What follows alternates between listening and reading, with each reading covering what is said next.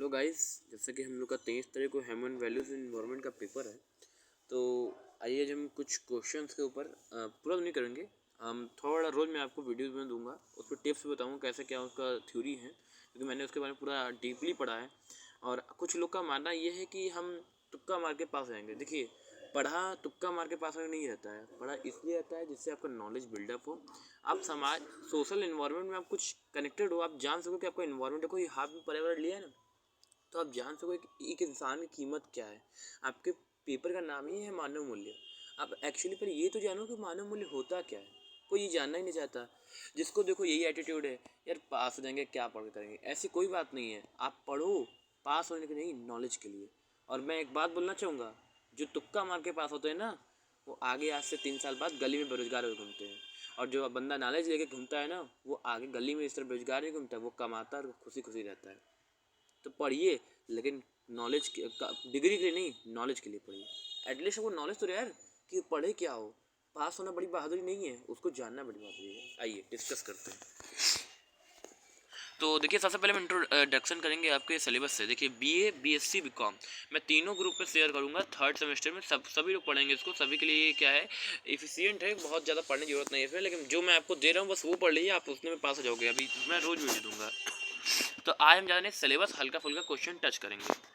तो देखिए, human values introduction, पहले में जाना ह्यूमन वैल्यूज इंट्रोडक्शन क्या होता है, फिर उसके characteristics, types, developing values system in Indian organisation, value in business management, value based organisation, transcultural human values in management, Swami Vivekananda philosophy of character building, Gandhi's concept of seven sins, APJ Abdul Kalam view on role of parents and teachers. फिर human values के present practices पढ़ने हैं। फिर उसके बाद क्या है, introduction पढ़ना है, सेकुलर और स्पिरिचुअल वैल्यूज़ क्या होते हैं, रिस्पॉन्सिबिलिटी, हॉलिस्टिक क्या होता है, ठीक है। तो ये सब आपको पढ़ना पड़ेगा। डिस्कशन थ्रू डायलेमस क्या होता है, इकोसिस्टम क्या होता है, ठीक है। इधर का जो इधर यूनिट 1 और 2 है ना, बहुत मोस्ट वेरी वेरी इंपॉर्टेंट है। बाकी साइंस वाले आप कर लेंगे, लेकिन इसी को जानना बहुत ज़रूरी है। तो देखो मेरे दोस्त, जो आपके ह्यूमन वैल्यूज़ हैं, वो सबसे पहला क्वेश्चन यही दिया है कि human values, how many types of human values, या the total number of values is 4, 5, 6, ठीक है, या 7। तो देखो मेरे दोस्त, यहाँ पे तुम्हें ह्यूमन वैल्यूज़ कितने दिए हैं। In India organisation, values in business management, first value in based organisation, second trans human values, और एक आपको ऊपर दिया डेवलपिंग ह्यूमन वैल्यूज़। तो कितने हो गए, 4। तो पहले का आंसर आपको इंट्रोडक्शन से मिल गया कि ह्यूमन वैल्यूज होते हैं कितने प्रकार के होते हैं, वैल्यूज 4 प्रकार के होते हैं।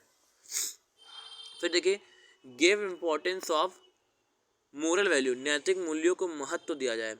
क्या आंसर है, बी, नेचुरलिज्म, आइडियलिज्म, प्रैग्मिज्म, रियलिज्म, प्रकृतिवाद में।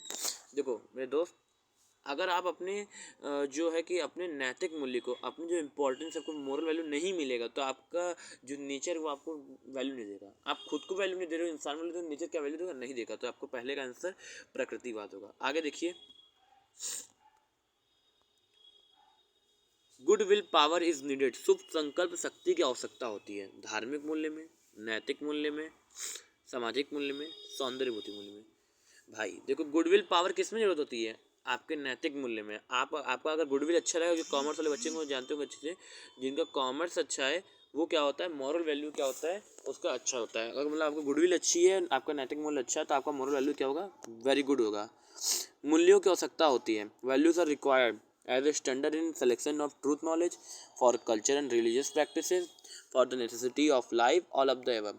तो देखो, जो वैल्यूज़ की ज़रूरत होती है वो हर जगह होती है। आपके ज्ञान के लिए भी ज़रूरी है, आपके धर्म के लिए भी ज़रूरी है, और आपके जीवन के लिए भी ज़रूरी है, और उपयुक्त सभी भी जरूरी है। मतलब तीनों में आपका ये क्या, वैल्यूज इंपॉर्टेंट। आपका समाज में अगर कोई कीमत रहेगा ना, वैल्यू नहीं रहेगा, तो क्या कोई पूछेगा, नहीं पूछेगा। तो इसलिए हर जगह इसकी हो सकता है। तो ऑल ऑफ द एबव होगा, ठीक है। फिर नेक्स्ट देखिए, वैल्यूज ऑफ नेचर, जो मूल्यों की प्रकृति वो कैसी होती है, प्रैक्टिकल होती है या इमोशनल होती है, उपरोक्त दोनों ही होती है, या उपरोक्त कोई नहीं होती। तो भाई साहब, जो वैल्यू होता है ना, वो दोनों होता है, प्रैक्टिकल भी होता है, इमोशनल भी होता है। अगर आपका समाज में प्रैक्टिकल ह्यूमन वैल्यू आपका अच्छा है, तो लोग आपका इज्जत करते हैं। लोग क्या, इमोशनल होते हैं, तो दोनों से रिलेटेड है। आपका प्रैक्टिकल आप जैसा करोगे, वैसा उसका इमोशन में वैसा ही रहेगा। तो जस्ट दोनों और क्या है, इंटर रिलेटेड है, तो कनेक्शन है। तो मूल्यों की प्रकृति क्या होती है, दोनों होती है, बोथ ऑफ द अबव, ठीक है। आइए नेक्स्ट क्वेश्चन, बालक जन्म से ही विशुद्ध होता है। A child is pure from birth, यह कथन किसने दिया है? सुकरात ने, कांट ने, रूसो ने, मांगट्यू ने। तो रूसो ने दिया। रूसो ने कहा है कि भाई साहब जो बच्चे होते हैं जन्म से क्या होते हैं, प्योर होते हैं। ऐसा थोड़ी ना कि वो पवित्र है या कुछ ऐसा है। तो वो लोग कहते हैं फ्रॉम चाइल्ड ही क्या होते हैं, वो अच्छे होते हैं। वैल्यूज आर टॉट, ये बहुत इजी यार। मूल्यों का प्रशिक्षण किसको कहाँ दिया जाता है? स्कूल में, परिवार में, धार्मिक संस्थाओं में, उपरोक्त सभी में। आपको परिवार में ही सिखाया था कि इंसान के संस्कार आपके जो रहेंगे वैसे आपको सिखाते हैं मम्मी कि देखो बेटा ऐसे खाना खाना है, ऐसे गुड मॉर्निंग बोलना है, ऐसे गुड नाइट बोलना है। तो ये सब क्या तुम्हें सिखाया जाता है। आप हर जगह मंदिर में जाते हो तो मंदिर में क्या तो आपको वैल्यू सिखाते हैं। कोई बड़ा मिल जाता है तो प्रणाम करते हो। ये सब क्या वैल्यूज इंसान के। तो ऑल ऑफ द एबव होगा। फिर क्या है? मूल्यों की आवश्यकता में उपयोगिता का महत्व दिया किसने? Give importance to the need utility of रियल्यूज, आइडियलिज्म, रियलिज्म, नेचुरलिज्म, प्रैग्मेटिज्म। प्रकृतिवाद में आप प्रकृति को वैल्यू दोगे तो वो भी क्या आपको वैल्यू देगा। सेम क्वेश्चन है दोनों। फिर मूल्यों को स्वीकृति प्रदान की जाती है। Values are approved by philosophical ideology, social ideals और the through cultural trades of all of them. All of though, क्योंकि देखो साइंस आप धर्म से भी जोड़ सकते हो, आइडियलिज्म से जोड़ सकते हो, फिलोसफी, मतलब तीनों से आप क्या है वैल्यूज को इंपॉर्टेंस दे सकते हो। फिर सत्यम शिवम सुंदरम है किसके अंतर्गत आता है? शिक्षा के अंतिम लक्ष्य, शिक्षा के मूल्य, जीवन के श्रेष्ठ आदर्श, उपरोक्त सभी। सुभी सभी होगा, सत्यम भी होगा, शिवम भी होगा, सुंदरम भी होगा। ठीक है, चलो आगे देखो क्या आगे। विभिन्न मानवीय मूल्य अच्छे, सही या प्रतीत होते हैं, इसका कारण है सकारात्मक भावनाएं, आंतरिक प्रसन्नता, प्राकृतिक स्वीकृति, उपरोक्त सभी। ऑल ऑफ द अबव भाई। तो एक ट्रिक है कि इसमें क्या है मैक्सिमम 99.99% चांस होता है कि ऑल ऑफ द अबव सही होता है। ठीक है, आगे देखो।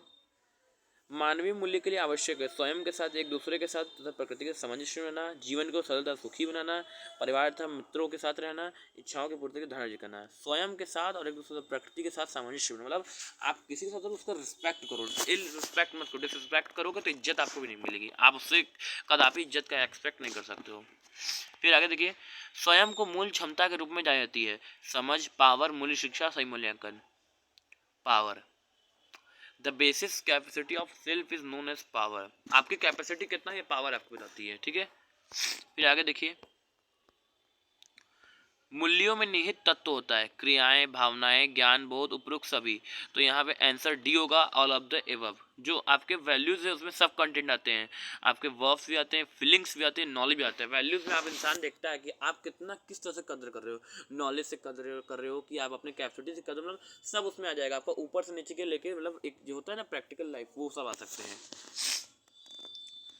मूल्य का अर्थ होता है मीनिंग ऑफ वैल्यू, सामाजिक आधार, दार्शनिक अधिकार, मनोवैज्ञानिक, उपरोक्त सभी। उपरोक्त सभी जो वैल्यूज की मीनिंग होते हैं तीनों में है भाई। आप चाहे सोशली चलो, चाहे फिलोसफी चलो, चाहे उसमें आइडियलिज्म चलो, तीनों में ही होता है। फिर आपको मूल्यों के सिद्धांत हैं तत्वमीमांसा, ज्ञान मीमांसा, मूल्य मीमांसा, तार्किक सिद्धांत। जो मूल्यों का सिद्धांत है वो मूल्य मीमांसा है, क्योंकि इसमें वैल्यू देखते हैं इंसान कितनी है ना, तो मूल्य मीमांसा होगा। फिर आगे देखिए, नैतिक शिक्षा समिति 1959 के अध्यक्ष कौन थे? आपके श्री प्रकाश थे। मोस्ट इंपोर्टेंट क्वेश्चन, इसको टिक कर लीजिएगा, टिक कर लीजिए। मोस्ट श्री प्रकाश थे। ठीक है, ये इंपॉर्टेंट है आपके। चलिए अब देखिए, यहाँ स्वामी विवेकानंद का शुरू हो रहा है। तो आज हम लोग स्वामी विवेकानंद के पढ़ने कितने हैं क्वेश्चन? बहुत सारे हैं।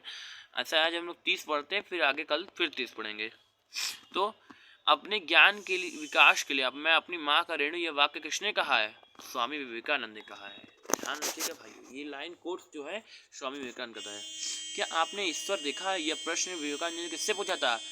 रामकृष्ण परमहंस से पूछा। अच्छा, ये किस्सा जान लीजिए।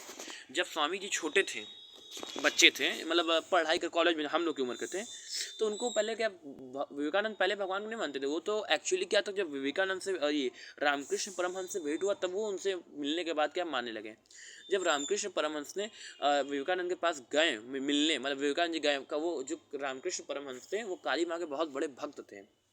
और जब वो बोले वो सुनते तो उन्हें भगवान होते ही नहीं हैं। तब वो रामकृष्ण परमहंस के पास गए और उन्होंने पूछा, क्या आपने भगवान देखा है, क्या आपने ईश्वर देखा है? किससे पूछा? रामकृष्ण परमहंस से। तब उन्होंने कहा, हाँ बेटा मैंने भगवान को देखा। काली माँ के वो बहुत बड़े भक्त थे। जब वो विलीन में जाते थे, योग तपस्या में जाते ना, तो उनके आँख से आंसू गिरने लगे। दिन दिन के खाने हो जाए, भगवान काली माँ खुद आकर उनको खाना खिलाते हैं। ये सबका कहना है। लोग उनको पागल कहते हैं, लेकिन देखो जो पागल होता है उसी को भगवान साथ देते हैं। पागल बन जाओगे ना तो ऐसा बात नहीं है। वो मतलब उनके भक्ति में इतने लीन हो गए, इतने मतलब वो हो गए थे, इतना अंधाधुन हो गए थे, क्योंकि लोग उनको पागल का नाम देते हैं।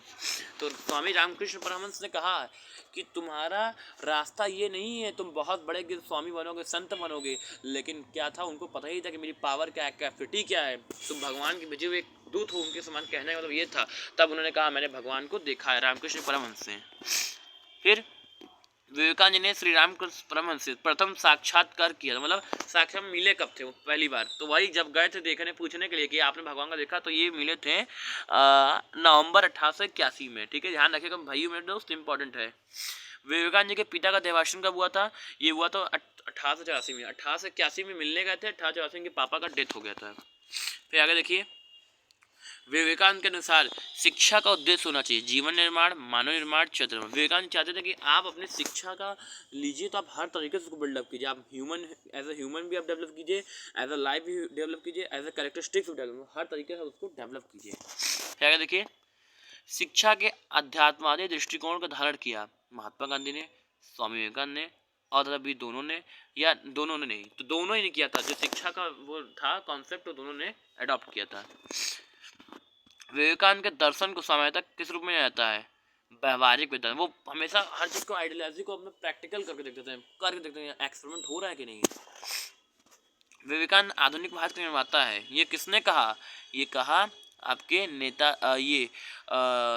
इसमें ये कहे थे आधुनिक भारत में निर्माता, ये कहते आपके जो है कि इसमें आंसर गलत दिया है, समझ रहे हैं? ये रामकृष्ण परमहंस कहते हैं, ये इन्होंने नहीं कहा था, इम्पोर्टेंट गलत है। ठीक है, स्वामी विवेकानंद ने श्री रामकृष्ण उनके पहले सम्मेलन में क्या प्रश्न पूछा था? क्या आपने ईश्वर देखा है? जब वो उनसे मिले थे तो उनसे पहले ही पूछा था कि आपने ईश्वर देखा है। ठीक है, तो आज के 30 क्वेश्चन ही इतना आप लोग पढ़िए, फिर हम कल मिलेंगे इसके आगे 30 वीडियो और डिस्कस करेंगे।